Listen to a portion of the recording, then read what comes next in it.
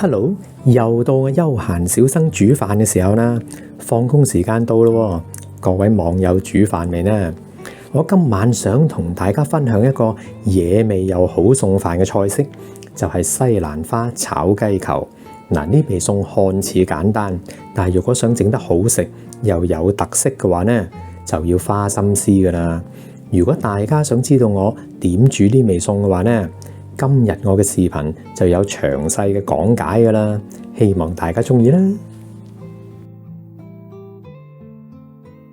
喺我分享之前，請大家免費訂閱我休閒小生嘅頻道，仲有撳埋個鐘仔，當有新片上架嘅時候，就會即時通知大家噶啦。而家處理咗個西蘭花先啦。嗱，唔講大家可能唔知，西蘭花係屬於十字花蔬菜，防癌指數好高噶。大家平時食多啲，對身體好有益噶。嗱，切西蘭花咧就要由個底部開始切。嗱，我哋切咗條框出嚟先啦。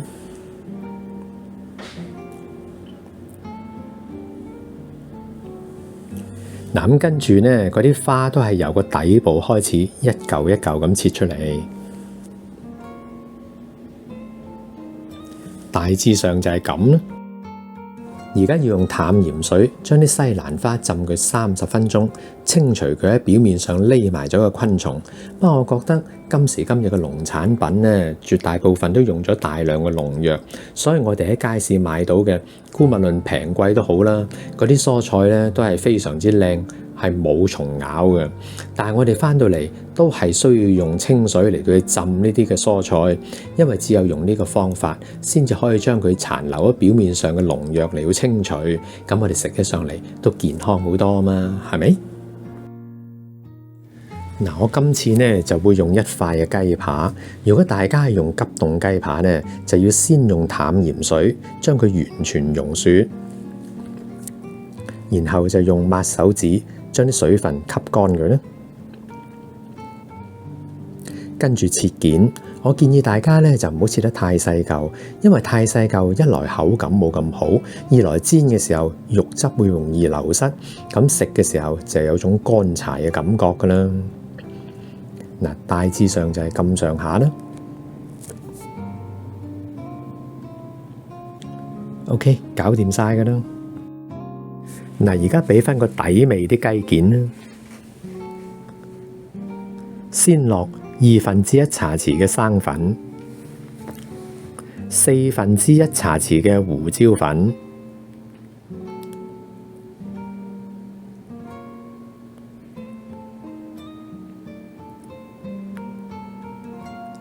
，1/4茶匙嘅鹽啦，1茶匙嘅紹興酒，最後就1/2茶匙嘅麻油啦。咁啊，跟住撈一撈佢啦。嗱，啲雞件咧就處理好噶啦，我哋擺喺度醃佢30分鐘。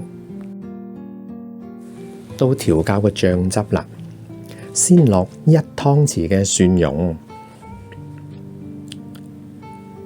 ，1湯匙嘅紹興酒，1茶匙嘅大醬。今次我選用呢一隻嘅韓國麵豉醬，係因為我覺得佢係豆瓣醬、花雕酒同埋麵豉醬嘅混合體，佢可以令到整體嘅調味醬汁味道更加豐富同埋有層次感，出嚟嘅效果啊好正噶，大家不妨試下。好啦，繼續加入蠔油1湯匙，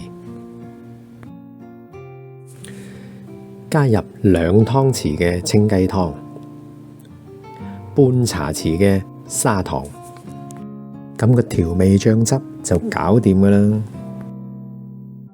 最後處理埋啲料頭，將啲蔥切成蔥段，將啲薑切成薑粒，咁就可以開始煮餸噶啦。開大火，落1湯匙嘅生油，轉中火落薑粒，快炒佢大概1分鐘啦。然後就落西蘭花，保持住個中火，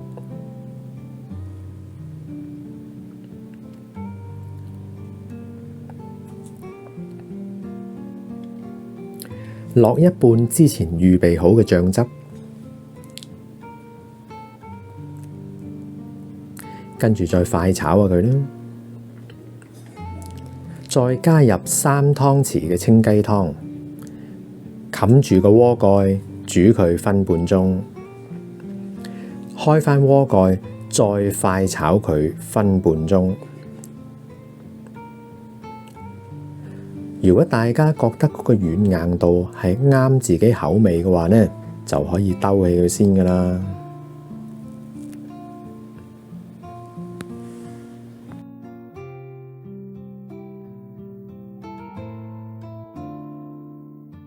開大火，燒熱隻鑊，落1湯匙嘅生油，落雞件，轉中火，落咗雞件之後養鬆佢，等啲雞件喺個鑊裏邊煎封佢1分鐘，跟住再煎埋另外嗰邊啦。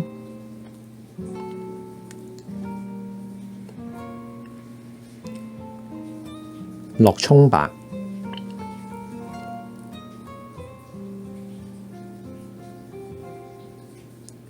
將剩返嘅一半醬汁倒埋落去啦，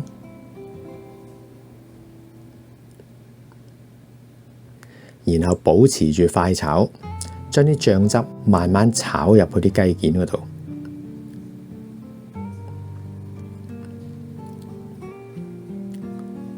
而家已經聞到好香啦。